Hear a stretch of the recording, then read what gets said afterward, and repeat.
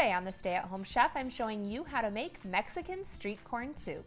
This soup is inspired by all of the flavors of Mexican street corn turned into one delicious soup. Now, obviously, this is not a traditional Mexican dish, but it's easy to make, and boy, is it delicious.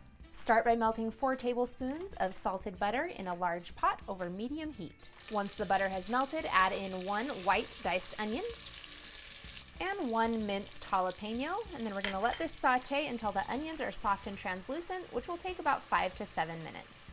Then we'll add in about 5 cloves of minced garlic and let this cook for just about 30 to 60 seconds. The heat allows the garlic to release its flavor. You just don't want to cook it too long because you don't want to burn it and make the garlic turn bitter. The same thing happens to spices, which are up next. You'll need 2 teaspoons of ground cumin and 1 teaspoon of chili powder. We'll let this cook along with 3 tablespoons of all-purpose flour, which will act as a thickening agent. We're going to let this all cook for about 2 minutes before we add in our liquid. Pour in 4 cups of chicken broth, and if you use low sodium chicken broth, you can control the saltiness a little bit more. And we're going to bring this to a boil. Once that comes to a boil, add in 6 cups of frozen corn kernels. While it's returning to a boil, you'll season with 2 teaspoons of salt, and of course you can adjust that to your own personal taste preferences, and 1 tablespoon of sugar.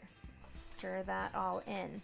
Now, I recognize that sugar is a little controversial, and before you come at me with your comments of, oh, you lost me at the sugar, it's completely optional. I prefer the sweetness that it brings to the soup, but if you are on a low sugar diet or you just want to leave it out, you can totally do that too.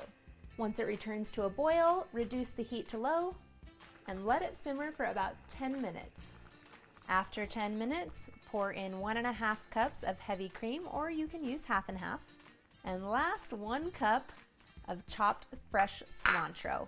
Turn off the heat and go ahead and stir this all together. And that's it. You are ready to eat. You can serve this up just as is, but I love to top mine with a little bit of crumbled crispy bacon, some cotija cheese, and if I'm really feeling the heat, I'll add on some sliced jalapeno, or you can use pickled jalapeno.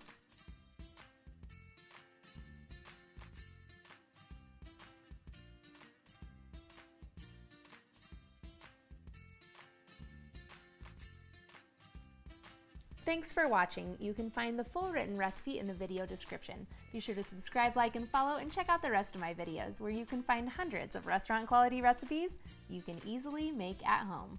We'll see you later.